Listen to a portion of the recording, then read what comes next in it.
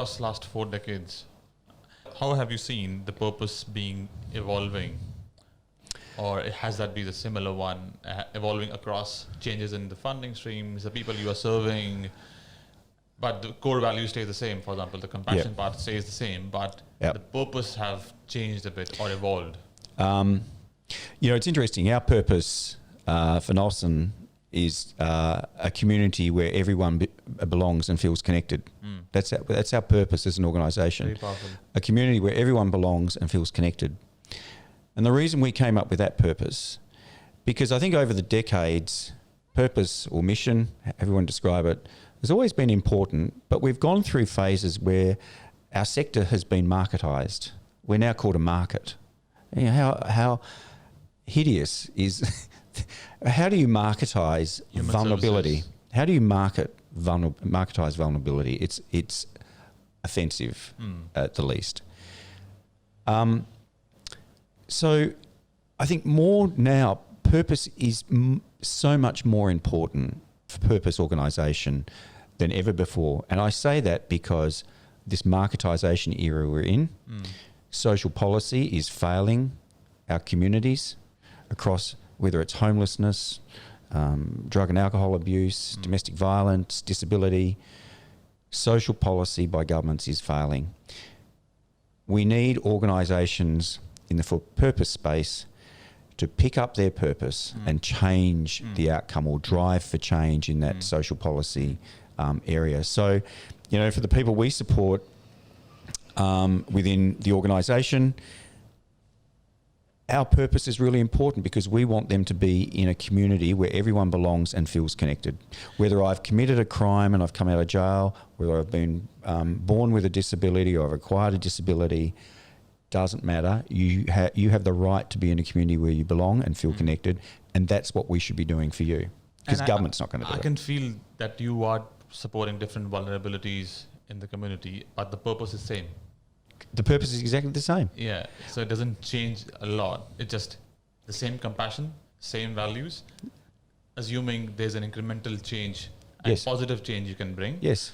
And you can connect people, and then they should feel belonging in the community they're living in. Yes. And that's very powerful. And as you touched on the word social vision earlier, I want to delve a bit more in with you on that.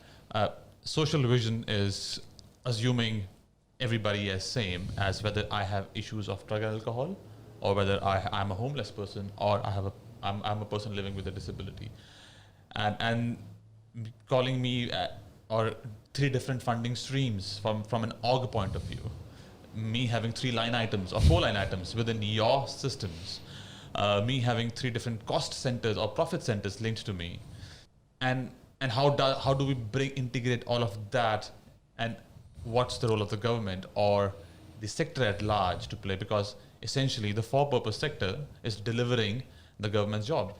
Government role is to deliver defense and human services. Yes. So how do we integrate all of that? Oh, look, in an ideal world... Utopian. In utopia world, and it will never happen, I think governments need to get out of the way. Governments need to set a vision for our community, our society. And they're not... I don't think any government's doing a good job of that at the moment. In an ideal world for me is the amount of money that goes into social services, let's just say in WA. Let's create a for-purpose organisation, throw all the money in there and say you distribute it to all the for-purpose areas that are needed in our community. Let's cut the red tape, all this nonsense of there's, you got to be compliant, you got to meet, no one's questioning about that. You got to deliver a good service, you got to be held accountable. I totally get all that. We waste so much money on unnecessary bureaucracy and indecision rather than that money flowing. We don't need to treat you as a cost centre. We don't need to treat you as a whole lot of transactions. What we need to do is look at you as Dev. And what does Dev need? Well, Dev needs these things. Okay, let's get these things for Dev and let's get Dev moving.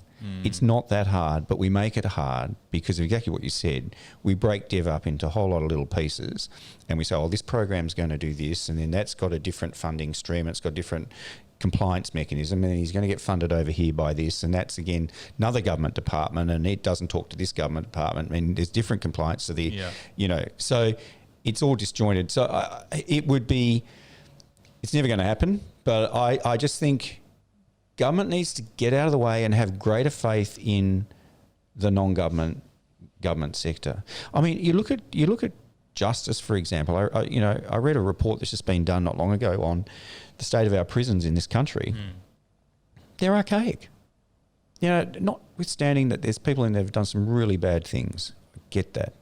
There's a lot of people in prison with intellectual disability that shouldn't be in there.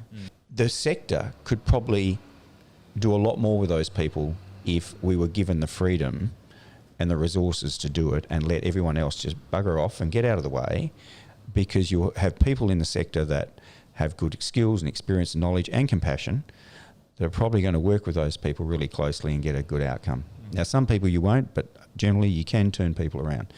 So look, that's a really long way of answering your question, but I just think we've got too many fingers parts in the bowl. Yeah. We've got too many government departments and rules and regulations. We've made our society overcomplicated with governance.